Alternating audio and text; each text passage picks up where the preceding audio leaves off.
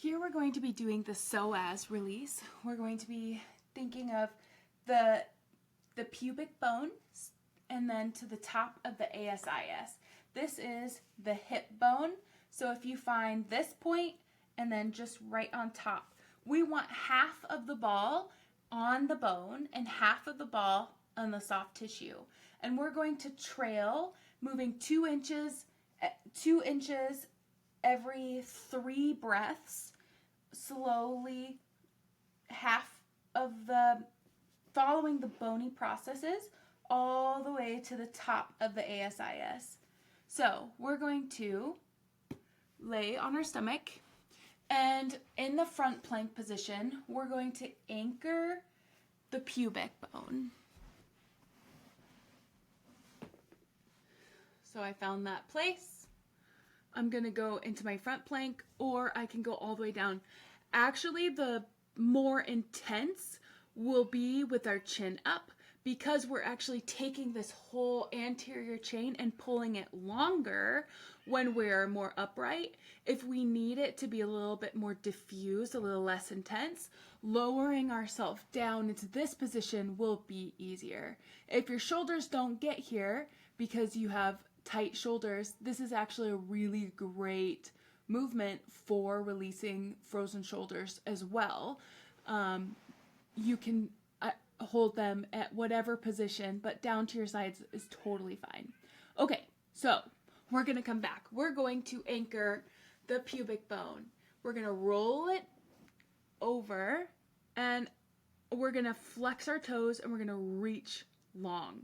Whichever side we're on, if we're going to go trail up the right ASIS, I want you to make sure that this knee is reaching as much as you can. We want to be able to breathe, we want to reach, and we want to relax. So if we're reaching here and that's too much intensity, I might adjust the ball first. Maybe you have too much of an intense ball. If you're using a black ball, increase the size of the ball and you'll get more connective tissue engagement without the intensity. And if you've adjusted the ball size, then you can be more relaxed, allowing your knee to be on the floor versus lifted up like this.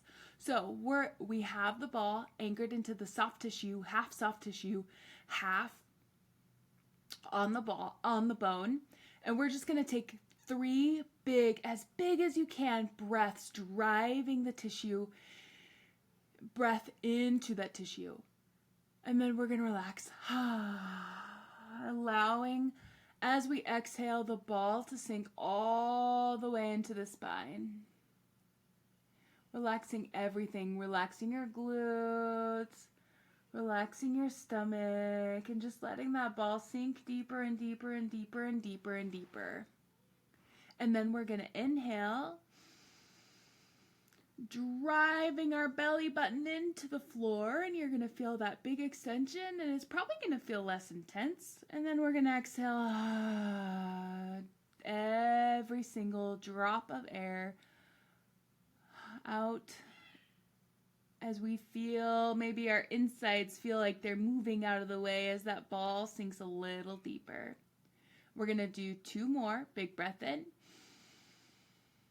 Driving that belly button into the floor, maybe into the ball, and exhale, allowing the ball to shift deeper and deeper and deeper and deeper and deeper. Good. Now we're going to slowly shift our body away. So the ball is going to go towards whatever hip you want to work, following that bone, still half in the soft tissue, half on the bone. And we're going to do the same thing again. We're going to find a nice comfortable position in the upper body. If we're really going for a big stretch, we can keep up here. We'll feel way more stretch in that psoas. And we're going to take that big breath. We're going to take a big sip of air, reaching through that heel, creating all that space. If you want an extra bonus, you can take your arm and fingertips reach as far as you can, taking that whole fascial line and reaching and extending as far as you can. And we're going to take a big breath in And that's going to create our reach through our diaphragm. And then we're going to exhale. We're going to relax and allow the ball to sink in as deep as physically possible for 3 seconds. And then we're going to take a big breath in. And we're going to reach and we're going to push that heel and we're going to feel like we're being stretched in both directions, active. Driving that belly button into the floor, maybe into the ball, creating the reach from the diaphragm as well. And we're going to relax and totally melt into the ball. Allowing the ball to press into the psoas and melt towards the spine. We're going to take one more. We're going to lift the knee off the floor. We're going to reach if we can. We're going to take it to the highest intensity that we can feel safe. We can breathe.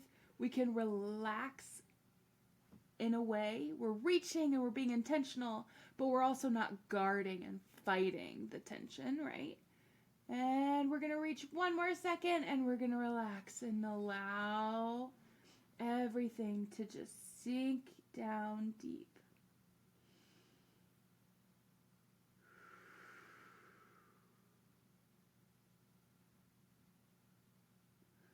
Awesome.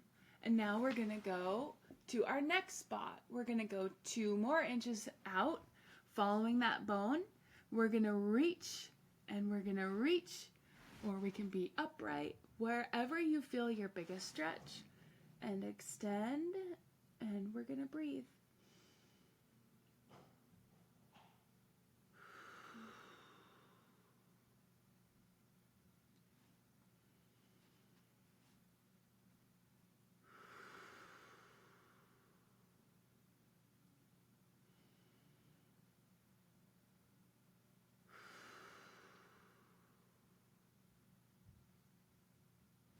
Good. And then we're going to relax onto it, letting that ball, still having all of your weight as much as feels comfortable, where you can reach and you can relax and you can breathe, and that compression of the fascia into the ball is melting slowly into your side.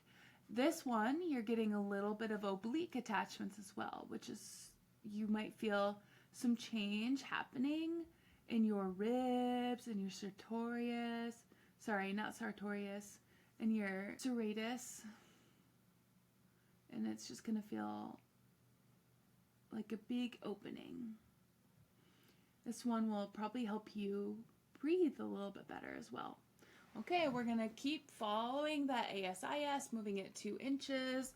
We're going to anchor the ball. We're going to reach with our heel, lifting the knee off.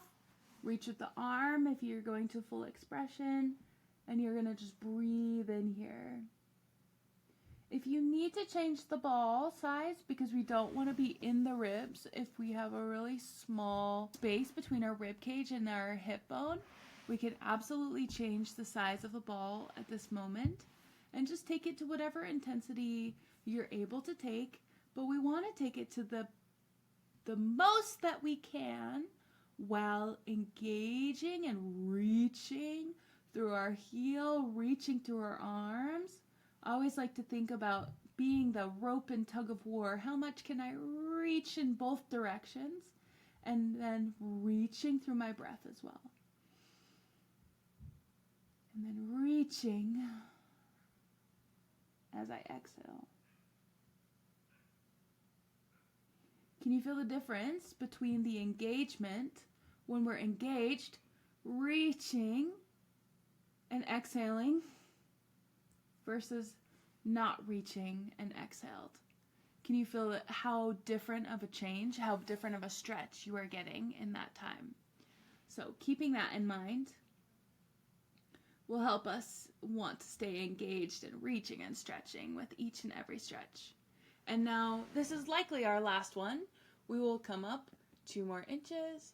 We might have to roll onto our side for this one. So, to be able to engage half in the bone, half in our side, we're going to have to rock our opposite leg, prop it up a little bit, so that, here, let me see if I can help you see what's happening, right? We're going to be on the knee ever so slightly, laying on our side. And we're going to be mobilizing that tissue from the same thing. We're going to be laying a little bit more on it, ball half on the bone, half in the soft tissue. Knee is propped out to support you. Taking that same side arm and reaching it away, right? I'm reaching my right arm for my right hip, psoas, and I'm reaching my right leg. Feel how that engages that tissue so much more. This is why this is so different than all the other things. We need compression, we need breath, we need reach, and we need rotation to be able to change the tissues. We need heat. We are generating heat in our bodies right now as we create that compression that's helping us remold that fascia for good. We have to be on top of it and keep unraveling because our body is meant to keep us safe. It is meant to tighten up. It is not a problem. Our body is laying layers of collagen to support these overuse movements, which are oftentimes sitting, because even if we are very active people and don't think of ourselves as sedentary, we still have to drive. We're still sitting a lot more than we were designed to. So we're going to help open up all of that delicious stuff, and then we're going to relax into it, and we're going to come off the ball by just rolling to the other side.